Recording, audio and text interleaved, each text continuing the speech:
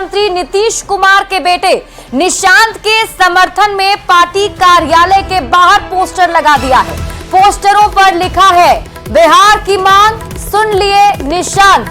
बहुत बहुत धन्यवाद। बता दें कि होली के बाद बिहार की सियासत में सीएम नीतीश कुमार के बेटे निशांत की एंट्री होने की चर्चा काफी तेज है।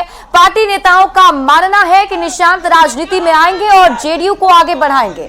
अब होली के खत्म होते ही रविवार को जेडीयू की ओर से बड़े बड़े पोस्टर पटना में लगाए गए हैं, जिसमें लिखा है, बिहार की मांग सुन लिए निशांत।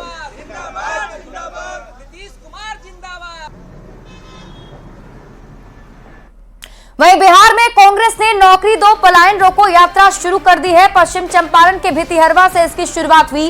कांग्रेस के नेता यात्रा के माध्यम से लोगों से मुलाकात कर उनका फीडबैक लेंगे और इसके साथ ही सरकार की विफलताओं को भी गिनाएंगे। यात्रा का मकसद रोजगार की कमी और पलायन के मुद्दों पर जनमानस को तैयार करना है। यात्रा जनता के मुद्दों पे दोबारा सरकार का ध्यान लेके आने का कोशिश है। मुद्दे क्या है जनता के? रोजगार, भर्ती, पेपर लीक, महंगाई, शिक्षा, स्वास्थ्य, भ्रष्टाचार। इन सब पे बात नहीं होती, इन सब पे चर्चा नहीं होती है, इधर उधर की बातें ज़्यादा होती है। तो यात्रा के द्वारा जनता के मुद्दों पे जनता की आवाज़ बनकर सरकार के सामने सवाल खड़ा करेंगे। वहीं बिहार में कांग्रेस की पलायन रोको पदयात्रा को लेकर जेडीयू के राष्ट्रीय कार्यकारी अध्यक्ष संजय झा ने तंज कसा है। उन्होंने कहा है कि बिहार में सारा पलायन तो 90 के दशक का है और सीएम नीतीश कुमार के सरकार में युवाओं को नौकरी मिल रही है। कांग्रेस से जरूर पूछिए कि पलायन कब हुआ, किस समय बिहार के लोग, यहाँ के डॉक्टर, इंजीनियर, बिजनेसमैन, ये सब लोग छोड़ करके, स्टूडेंट सब लोग छोड़ के कब भागे बिहार से, क्यों भागे थे? बताना। कांग्रेस भी तो सरकार में साथ थी। और नीतीश कुमार जी का पूरा रिकॉर्ड देखिएगा कि जब से आए हैं और डबल डिजिट जीडीपी ग्रोथ हुआ है, तो निश्चित रूप से पलायन भी रुका है और बिहार में लोगों को नौकरी भी मिल रही है। उनके पास क्या एजेंडा है? कोई एजेंडा नहीं है कि बिहार के जो काम नीतीश कुमार जी कर रहे हैं या एनडीए सरकार कर रही है, और पहली बार तो बिहार को डबल इंजन समझ में आ रहा है कि उसका कितना बड़ा फायदा स्टेट को होता है। कम से कम पलायन के मुद्दा पे तो कांग्रेस आरजेडी को नहीं बोलना चाहिए, क्योंकि सारा पलायन वो 90 के दौर का ही है।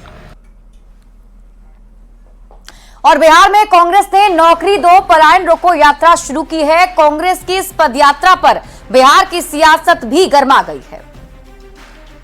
दशक से आज तक बिहार में कांग्रेस जनाधार विहीन पार्टी हो चुकी है और उस जनाधार विहीन पार्टी को राजद ने अपना प्रकोष्ठ बना के पहले ही पूरी तरीके से डुबाने का काम किया। अब एक कहावत है, डूबते को तिनके का सहारा। कांग्रेस ने टुकड़े टुकड़े गैंग के लोगों को चुना है कांग्रेस को पार लगाने के लिए बिहार में। कांग्रेस पार्टी की स्थिति बिहार में राजनीतिक रूप से बहुत बदतर है। राजद की पिछलग्गू के रूप में इनकी पहचान है। हर चुनाव में राजद के सामने इन्हें सीटों की याचना करनी पड़ती है, लेकिन इस बार मामला अलग है। कांग्रेस के नेता लगातार राजद के खिलाफ बयान दे रहे हैं। दिल्ली विधानसभा पार्ट 2 रिपीट करना चाहते हैं। इनको धमकी दे रहे हैं कि भाई जैसे दिल्ली में हमने केजरीवाल जी को बुरी तरीके से हरवा दिया, आपको भी हरवा देंगे। समय समय पर कांग्रेस पार्टी एक्सपेरिमेंट भी करती रहती। बिहार की जनता महान है और बिहार के महान जनता ही किसी पार्टी और नेता का बेड़ा पार लगाती है। सबसे बड़ा मुद्दा है बेरोजगारी का, पलायन का। कांग्रेस पार्टी अपने संगठन के माध्यम से इन्हीं मुद्दों को, नौकरी और रोजगार और पलायन की स्थिति को रोकने के लिए कार्यक्रम चला रही है। ये महागठबंधन को मजबूती प्रदान करेगा। और देखिए, होली में त्योहार मनाने घर आए लोगों को अब अपने काम पर जाने की चिंता सता रही है, क्योंकि यात्रियों को ट्रेन में कंफर्म टिकट नहीं मिल रहा है। सभी ट्रेनों में टिकट फुल होने की वजह से लोगों को काफी परेशानी हो रही है। लोग वेटिंग टिकट को कंफर्म कराने के लिए लाइन में लगकर काउंटर पर इंतजार कर रहे हैं।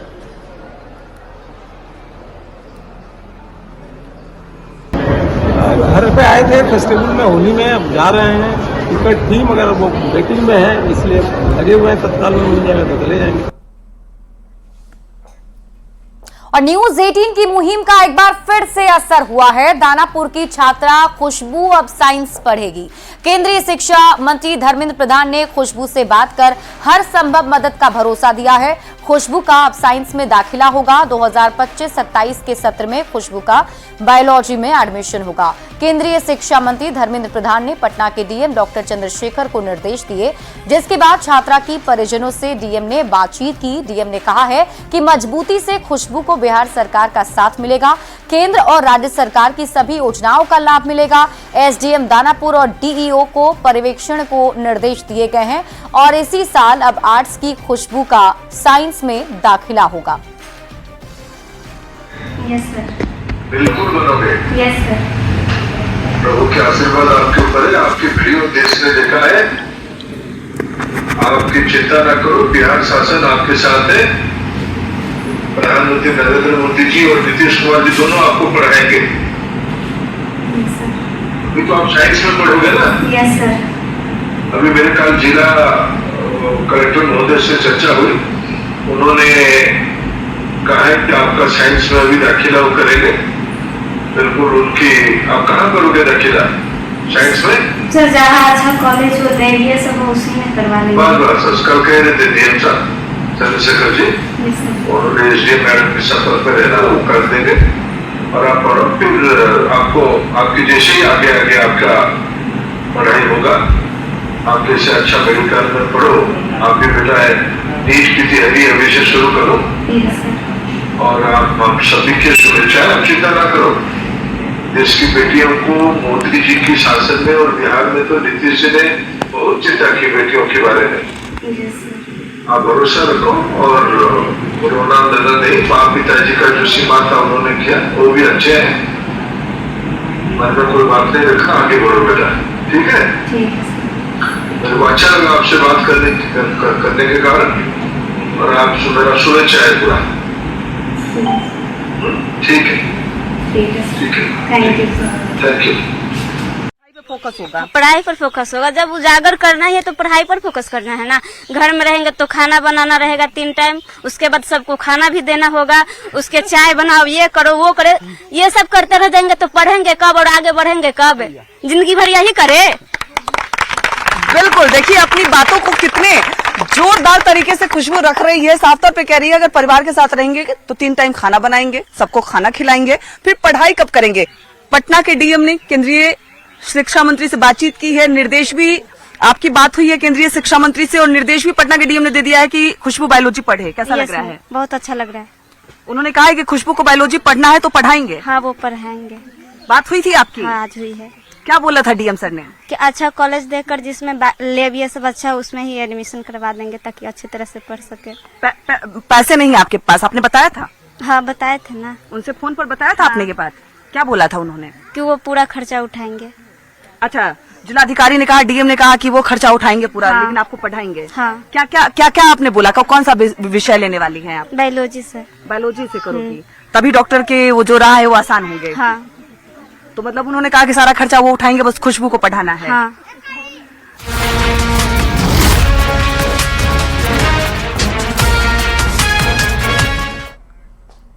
और अब बात लॉ एंड ऑर्डर की करेंगे। सबसे पहले भागलपुर से आपको बड़ी खबर बताते हैं, जहां ऑर्केस्ट्रा के दौरान 2 गुटों में मारपीट हो गई।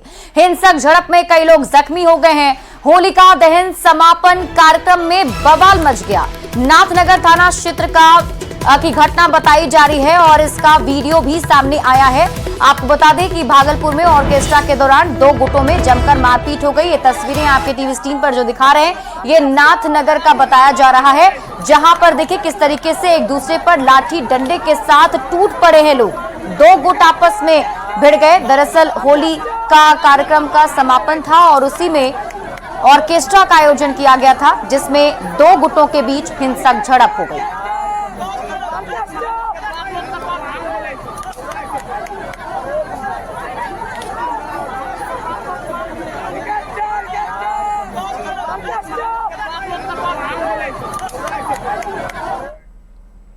और बड़ी खबर आपको सिवान से बताते हैं, जहां पंचमुखी हनुमान मंदिर निर्माण को लेकर चंदा लेने गए हनुमान भक्तों पर हमला कर दिया गया।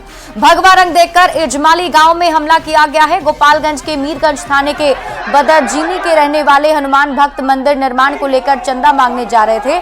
उसी दौरान सीमावर्ती सिवान के बड़हरिया थाने के इजमाली गांव में उन पर हमला कर दिया गया, जिसमें नीतीश चौहान गंभीर रूप से घायल हुए हैं।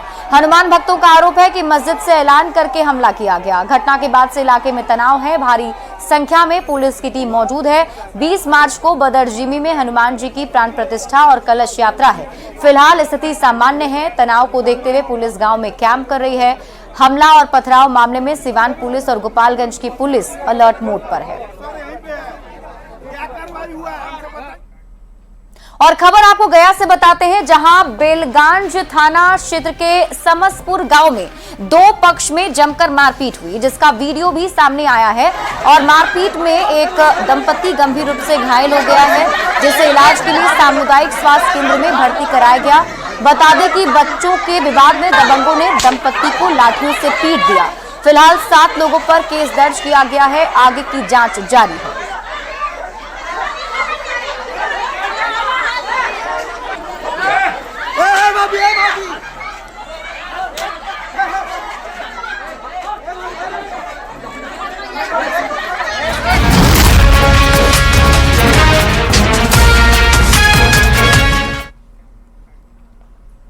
और अब आप देश विदेश कर लेते हैं। संभल की जामा मस्जिद की रंगाई पुताई का काम शुरू हो गया है। 8-9 मजदूर पुताई कर रहे हैं। और आपको बता दें कि इलाहाबाद हाईकोर्ट के आदेश पर एएसआई की निगरानी में मस्जिद की पुताई हो रही है।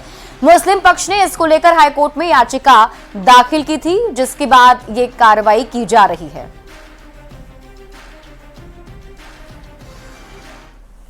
और ये तस्वीरें आपकी टीवी स्क्रीन पर आपको दिखा रहे हैं। संभल में देखिए, जामा मस्जिद की रंगाई पुताई का काम किया जा रहा है।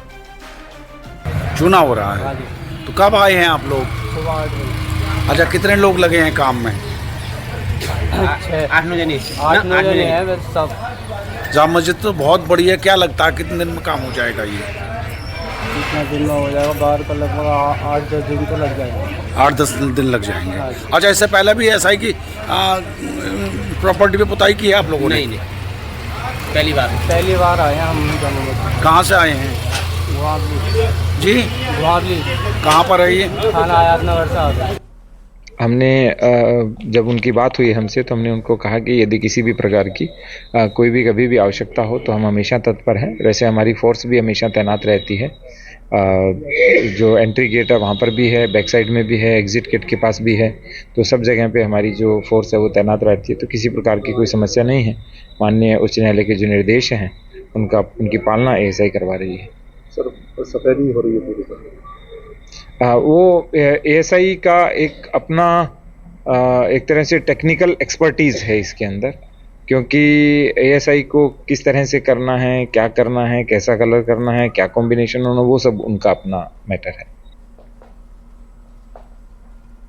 और देखिए, 4 धाम यात्रा में मुस्लिमों की एंट्री बैन करने की मांग की जा रही है। बीजेपी विधायक आशा नौटियाल ने कहा है कि गैर हिंदू ही आकर धाम की छवि धूमिल करते हैं। मेरा प्रयास रहेगा कि ऐसे लोगों पर प्रतिबंध लग सके। आस्था के साथ महीनों लगा करके वहाँ पर दर्शन के लिए आते हैं, बाबा के दर्शन के लिए, और जिस भाव से वो वहाँ पर आते हैं उसी भाव से वो दर्शन करके जाएं। ऐसा मेरा मन है। और इसी तरह से जिस तरह से उस धाम की छवि है वो छवि किसी तरह से धूमिल न हो, और लोगों के मन के अंदर जो आस्था रहती है वही आस्था वापस जाएं वो उसी आस्था को लेके। विधायक जी, ये बताइए कि मतलब ये कौन लोग हैं? गैर हिंदू हैं, हिंदू हैं, और किस तरह की गतिविधियां ये लोग वहाँ कर रहे हैं? तो निश्चित तौर पर वो तो गैर हिंदू ही हैं, जो मतलब बाहर से आके वहाँ पे ऐसी गतिविधियां कर रहे हैं और धाम को बदनाम करने का काम कर रहे हैं। और अब बात करेंगे पाकिस्तान की। बलूच लिबरेशन आर्मी ने रविवार को पाकिस्तानी सेना पर फिदायीन हमले का दावा किया है, और इसमें 90 पाकिस्तानी सैनिक मारे गए हैं। हमला कोयटा से खफ्तान जा रहे 8 मिलिट्री वाहनों पर नोशकी के हाईवे के पास किया गया। बीएलए के मुताबिक उसकी मस्जिद और फतेह ब्रिगेड ने सेना के काफिले पर सुसाइड बॉम्बिंग की है। जानकारी के मुताबिक एक फिदायीन लड़ाका विस्फोटकों से भरी गाड़ी लेकर सेना के काफिले से टकरा गया और इसके बाद फतेह स्क्वाड ने सेना के काफिले में घुसकर हमला किया। जिस वाहन पर सुसाइड अटैक किया गया था वो पूरी तरह तबाह हो चुका है। घायलों को नौशकी के अस्पताल में भर्ती किया गया है और इलाके में इमरजेंसी लगा दी गई है। पाकिस्तानी पुलिस ने बलूच आर्मी के दावे के उलट कहा कि सड़क के पास पड़े एक बम में विस्फोट हुआ है। सैनिकों को लेकर वहां से गुजर रही बस इसकी चपेट में आ गई। हमले में 5 पाकिस्तानी सैनिक मारे गए जबकि 10 घायल हुए हैं। मृतकों और घायलों को अस्पताल ले जाया गया है। आपको बता दें कि 5 दिन पहले भी BLA ने पाकिस्तान में पैसेंजर ट्रेन का अपहरण कर लिया था। BLA का दावा था कि उसने ट्रेन से बंधक बनाए 214 पाकिस्तानी सेना से जुड़े लोगों को मार डाला है। हालांकि इस मामले में पाकिस्तानी सेना ने कहा था उसके सिर्फ 28 सैनिक मारे गए थे जबकि सभी 33 बलूच लड़ाकों को ढेर कर दिया गया था।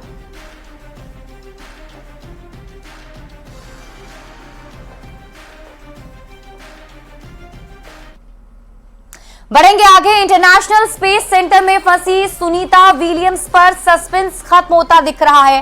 भारतीय मूल की अमेरिकी अंतरिक्ष यात्री सुनीता विलियम्स की इंटरनेशनल स्पेस स्टेशन से धरती पर वापसी होने जा रही है। उन्हें वापस लाने के लिए नासा और स्पेस एक्स द्वारा लॉन्च क्रू 10 के सदस्य अंतरिक्ष में उस सेंटर पहुंचे। क्रू 10 के सदस्य जैसे ही स्पेस सेंटर पर पहुंचे तो उन्हें अपने सामने देख सुनीता विलियम्स खुशी से झूम उठी। उन्होंने स्पेशल सेंटर पर आए सभी 4 अंतरिक्ष यात्रियों का गले लगाकर स्वागत किया। इस क्रू में 4 अंतरिक्ष यात्री शामिल हैं जिसमें अमेरिका के 2 और जापान के हैं। और ये तस्वीरें आपकी टीवी स्क्रीन पर हम आपको दिखा रहे हैं। जैसे ही क्रू 10 मिशन स्पेस सेंटर में पहुंचा, देखिए सुनीता विलियम्स जो हैं वो खुशी से झूम उठी और अब उनकी वापसी जो है उस पर जो सस्पेंस बरकरार था वो खत्म होने वाला है। बहुत जल्द सुनीता विलियम्स वापस आने वाली हैं और बहुत दिनों से जो इंतजार किया जा रहा था वो इंतजार अब खत्म होने वाला है। अंतरिक्ष में नासा का मिशन इम्पॉसिबल जारी है। पूर्व क्रिकेटर VVS लक्ष्मण राम मंदिर परिसर में राम भक्तों की सुविधा के लिए खोले गए सत्य साईं संजीवनी अस्पताल पहुंचे। यहां पर उन्होंने अस्पताल की व्यवस्थाओं का जायजा लिया और राम मंदिर में विराजमान रामलला के प्रतीक चिन्ह का पूजन अर्चन किया है। लक्ष्मण इस अस्पताल के फाउंडर मेंबर हैं। इससे पहले कल वो उन्होंने अपने माता जी के जन्मदिन के मौके पर भी यहां पहुंचकर दर्शन पूजन किए थे, जहां उन्होंने अयोध्या में रामलला हनुमानगढ़ के दर्शन करके सरयू आरती में भाग लिया था।